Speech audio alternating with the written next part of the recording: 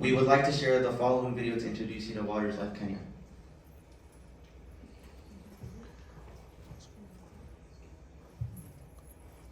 So bear with us, where's Aaron? Here? Need your help?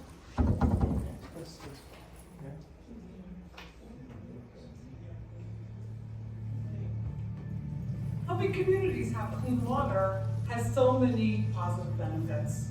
You can have food in the house, but if you don't have water, you can't feed your family. People are having a serious problem. How do you get communities to have clean water? We're working for something so important in people's lives. A life where you don't feel sick every day and miserable. People are, in their life, taking care of their survival issues, day-to-day issues of water. And you solve that fundamental problem of clean water.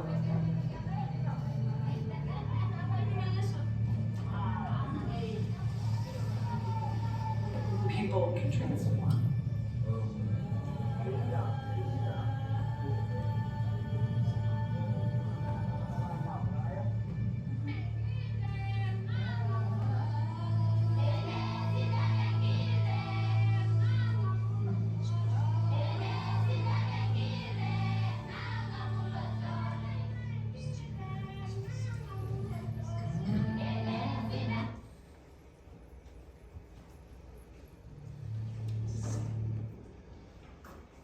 So the project that Michael and Nathan were involved with, and they'll share about it, is actually the Esukuta project, which is what you saw in the video.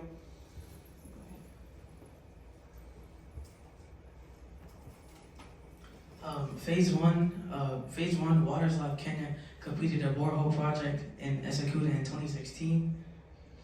The second phase was in 2018 when they constructed permanent troughs and added water pipeline connections. And Michael and I, we were the third phase. Some of the phase 3 needs were lack of toilets, causing discomfort and poor hygiene due to open defecation. And the solution would be the construction of toilets and shower facilities. And then the second need is lack of trees, and then the effects of that. There's no shade and soil erosion during heavy winds and seasonal rains. And then the solution is plant trees. So the impact of trees and toilets. So the impact is they improve the health and cleanliness for over 3,500 people who are members of the surrounding community. And it also prevents waterborne diseases, reduces soil erosion, improves the environment's sustainability. And the budget for this, the total budget was $7,000, but we raised over $9,000 though, through bake sales at our school and in our neighborhood. Donations from several Country House residents, thank you so much for your support, and donations from friends, family, and our church. The project implementation. Water is Life constructed the toilets and shower facilities using funds that we raised. We planted over 500 trees with the help of Water is Life staff, community members, and students of the Gomez Primary School. These are two of the toilets and shower stalls. And these are some pictures that we took at the shower houses. So thank you so much for your interest and support. Please enjoy the following video created by Michael highlighting our trip to Esukuta. Bear with us. So I'm gonna let, as they do the video, I'm gonna let Mike talk about, oh, you ready? You can probably hold the microphone up to Probably the... that's what we're gonna have to do. Yep. Okay. That should be fine. It's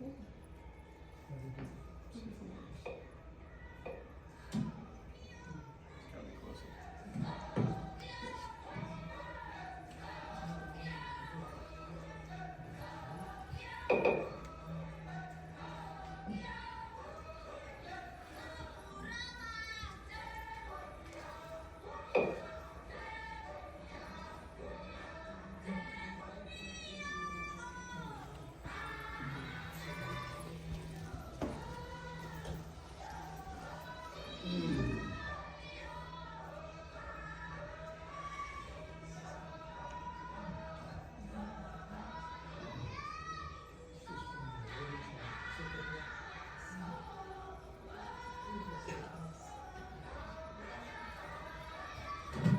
It was a 4-hour drive.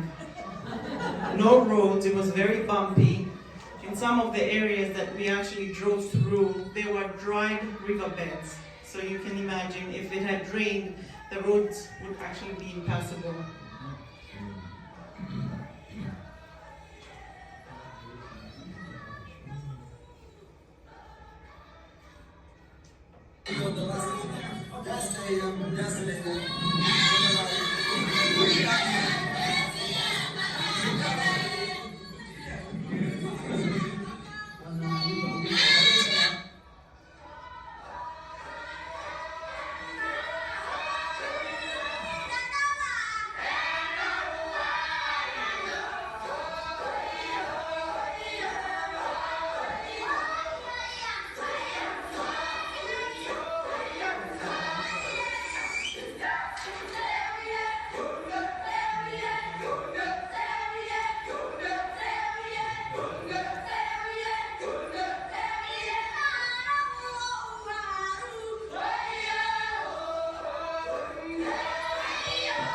These are community members of the Esukuta village that basically gathered to welcome us, and they had a traditional dance for us.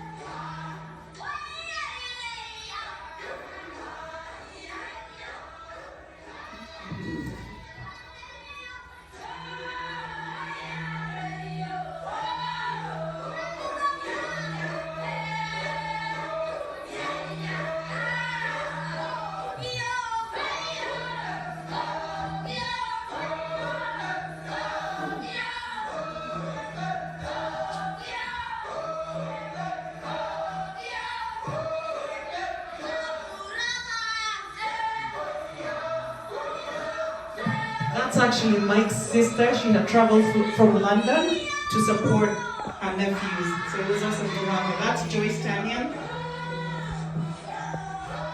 That's Nathan holding one of the trees that's going to be planted.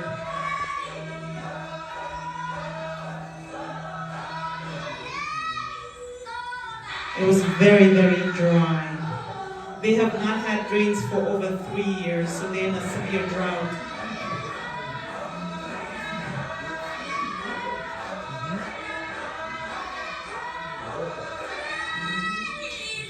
Woo!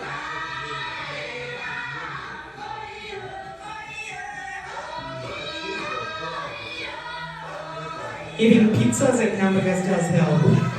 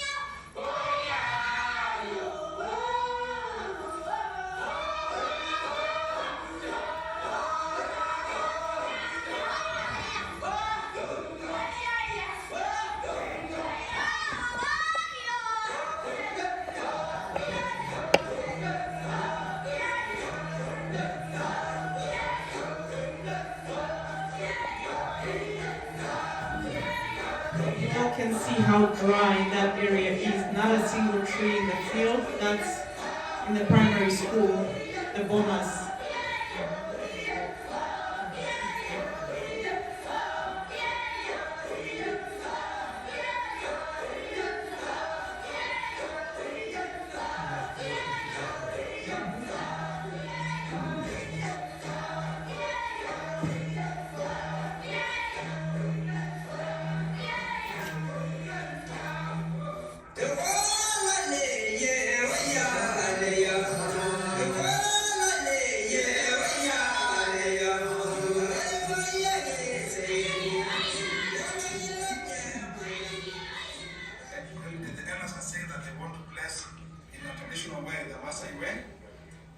The two boys were Michael and Ned for the good work they have done for the community. So they want to bless it in a traditional way. And I accepted them whatever they have done for the community.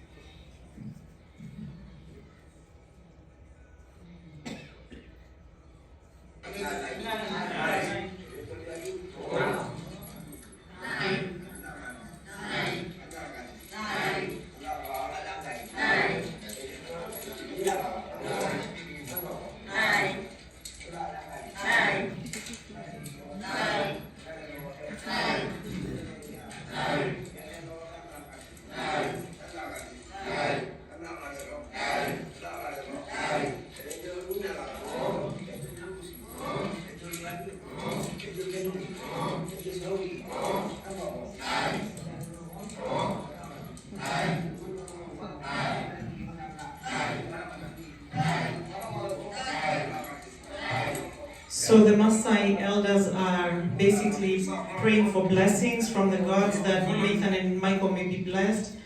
In the gourds, they have milk. And milk is very, very valuable to the Maasai. So for them to take milk and put it in a gourd and sprinkle it on them is such an honor. They were very, very pleased. And they spoke a lot of blessings.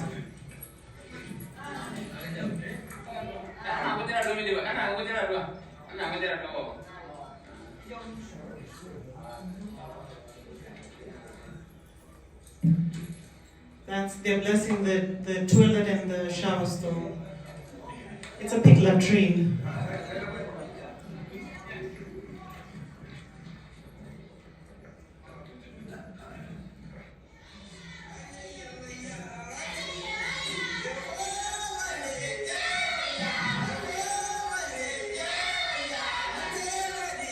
These are the structures that were constructed using the money that they raised.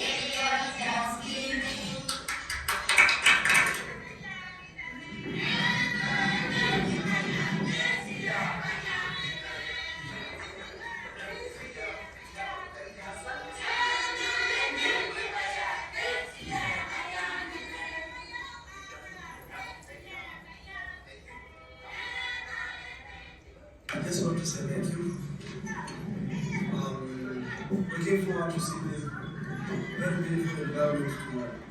After planting all of these trees and taking care, we come back again and see this situation where it's not necessarily the way it is, it can be a bush. They're very good development. So I just want to thank you for this very good support that you guys give us to give this community.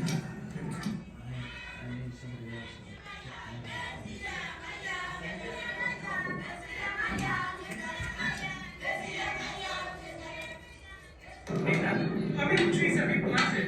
I'll tell you. Not me. How many trees? 500 trees in this community? Which community is this?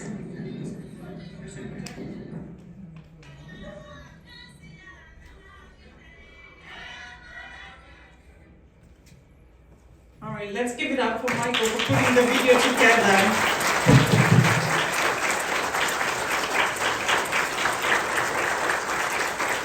Thank you.